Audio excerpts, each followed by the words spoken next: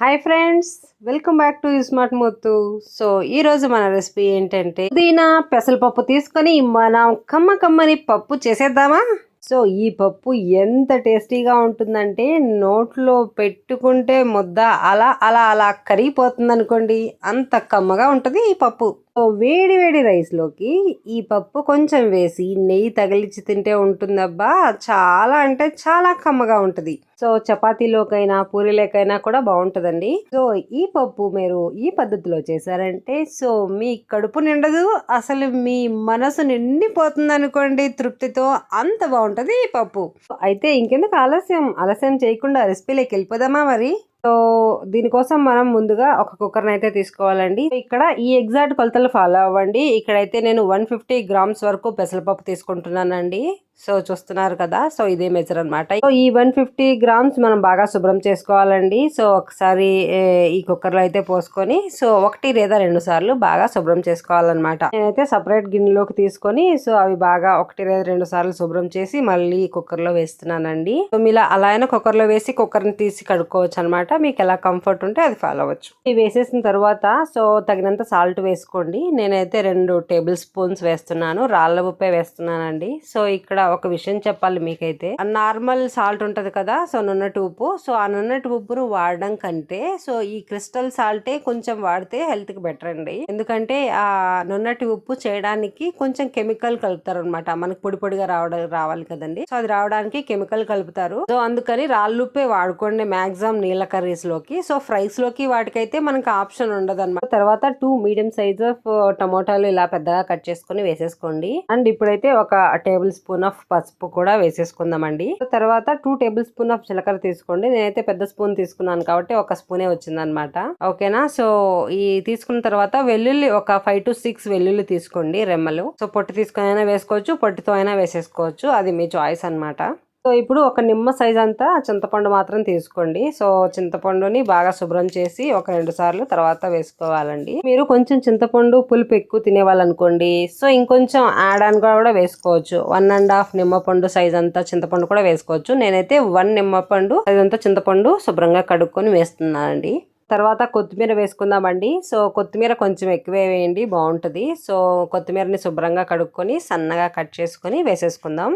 So కొత్తిమీర కొంచెం ఎక్కువే తీసుకుంటున్నానండి. సో నాకు అన్నగా కట్ చేసుకొని శుభ్రం చేసుకుని వేసేస్తున్నాను అనమాట. తర్వాత ఒక 2 టేబుల్ స్పూన్ ఆఫ్ ఆయిల్ వేయండి. ఆయిల్ ఎందుకు వేస్తామంటే ఇక్కడ బాగా టేస్ట్ ఫ్లేవర్ బాగుంటుందండి. సో అందుకని ఒక 2 టేబుల్ స్పూన్ ఈ స్టేజ్ లోనే ఆయిల్ వేసేయండి, ఉడుకుతుంది అనమాట బాగా. ఇప్పుడు మనం మెయిన్ ఇంగ్రీడియంట్ వచ్చేసింది. సో మనం ఇక్కడైతే నేను ఒక 2 కట్టలు ఫ్రెష్ గా ఉన్న పుదీనాని తీసుకున్నానండి. సో ఈ పుదీనాని నీట్ గా వలుచుకొని సో బాగా శుభ్రం చేసుకొని ఒక 2-3 సార్లు కడుక్కోవాలండి. ఎందుకంటే మట్టి ఎక్కువ ఉండే ఛాన్సెస్ ఉంటాయి పుదీనా వీటిలో. సో అందుకని 2 to 3 టైమ్స్ శుభ్రం చేసుకొని నీట్ గా ఇలా సన్నగా కట్ చేసుకుంటే మీరు కట్ చేసుకోవచ్చండి. సో లేదంటే అలా అయినా వేసుకోవచ్చు అనమాట.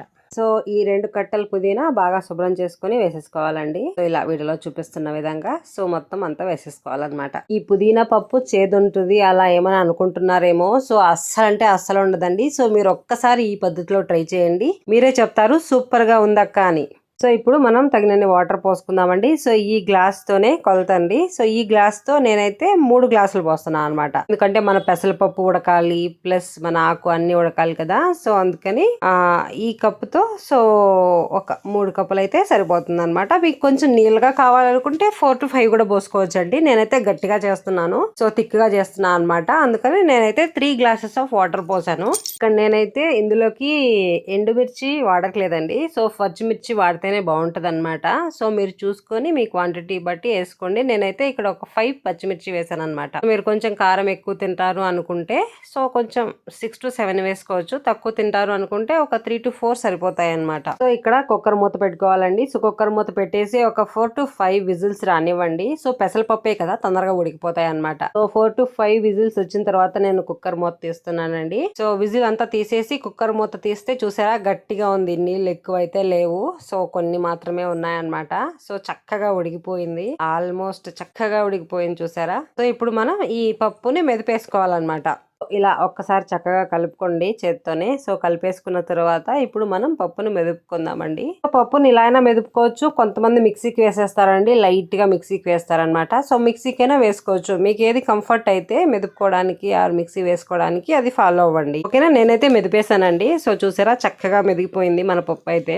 బాగా మెదిగితేనే టేస్ట్ ఉంటదండి. సో ఇలా చక్కగా మీరు కూడా మెదిపేసిన తర్వాత లాస్ట్ లో ఫైనల్ టచ్ గ్యాస్ మీద ఒక మందంపాటి బాండల్ని పెట్టుకొని ఇప్పుడు మనం తిరగమాత వేసుకుందాం. సో ఇక్కడైతే నేను కొంచెం నూనె ఎక్కువ వేస్తున్నానండి. ఒక 4 to 5 table spoons of oil వేసుకోండి. ఈ ఆయిల్ ఒక 2 minutes కొంచెం సేపు వేడవ్వాలండి. సో లైట్ గా వేడైన తర్వాత మంటని మీడియం ఫ్లేమ్ లోకి టర్న్ చేసుకోండి. ఇప్పుడు ఒక టేబుల్ స్పూన్ ఆఫ్ ఆవాలు వేస్తున్నానండి. సో ఆవాలు కొంచెం చిటపటలాడిన తర్వాత ఒక 1 minute ఆర్ 2 minutes లోనే ఆవాలు చిటపటలాడుతాయండి. తర్వాత 1 టేబుల్ స్పూన్ ఆఫ్ జీలకర్ర కూడా వేసేసుకోండి. సో ఇది కొంచెం రెండు మిక్స్ చేసుకొని ఇది కూడా కొద్దిసేపు 1 minute ఫ్రై అవ్వాలన్నమాట. సో ఫ్రై అయిన తర్వాత వెల్లుల్లి ఇక్కడ పొట్టు తీసుకొని ఒక 5 to 6 వెల్లుల్లి వేసుకోండి. సో వెల్లుల్లి మీకు ఇష్టమైతే పర్సనల్ గా తినడం ఇంకా 10 to 15 వేసుకున్నా బాగుంటాయండి. నేనైతే ఒక 7 to 8 వేస్తున్నాను అనమాట. సో ఇప్పుడు ఎండుమిర్చి తీసుకోండి. ఒక 4 to 5 ఎండుమిర్చి మధ్యలో కట్ చేసుకుని వేసుకోవాలన్నమాట. ఎండుమిర్చి చాలా బాగుంటదండి. సో ఈ ఆయిల్ లో కొంచెం ఆయిల్ పట్టుకొని తినేటప్పుడు ఆ ఎండుమిర్చిలో ఉన్న ఆయిల్ మనం రైస్ లోకి తింటే చాలా టేస్టీగా ఉంటది అనమాట. నాకైతే పర్సనల్ గా చాలా ఇష్టం. సో తర్వాత కరివేపాకు వేసేసుకుందాం. సో కరివేపాకు వేసుకున్న తర్వాత మంటని ఆల్వేస్ లో ఆర్ మీడియం లో ఒక టర్న్ చేసుకోండి. సో దట్ అన్ని బాగా ఫ్రై అవుతాయి అనమాట. ఓకేనా, సో ఇలా ఆ మధ్య మధ్యలో కలుపుతూ అన్ని బాగా ఫ్రై చేయాలండి. ఆయిల్ కొంచెం ఎక్కువే పడుతుందండి. ఆయిల్ కొంచెం తక్కువ అయితే ఇంకా మళ్ళీ ఒక 3 to 4 టేబుల్ స్పూన్స్ మధ్యలో యాడ్ చేసుకుంటూ ఫ్రై చేయండి. సో ఇప్పుడు ఫ్రై అయిన తర్వాత మన పప్పు ఇందులో తిరమాతకు వేసుకోవడమే. సో చూస్తున్నారు కదా, సో ఈ తిరమాతలో ఈ పప్పు అంతా కలిసేలాగా ఒక్కసారి కలుపుకోవాలండి. సో ఇలా చక్కగా కలుపుకున్న తరువాత సో ఇప్పుడు మీకు సాల్ట్ ఒక్కసారి టేస్ట్ చూసుకోండి. సో తక్కువ అయితే ఈ స్టేజ్ లో వేసుకొని ఒక్కసారి కలుపుకుందాం. సో ఆల్మోస్ట్ మన ఎమ్మి టేస్టీ పుదీనా పప్పు అయితే రెడీ అయిపోయిందండి. సో మీకు నచ్చిందా?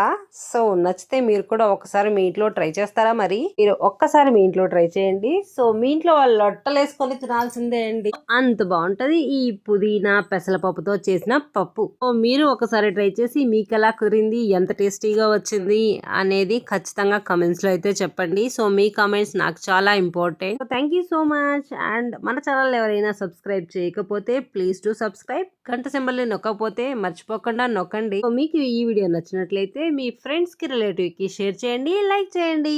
Thank you so much.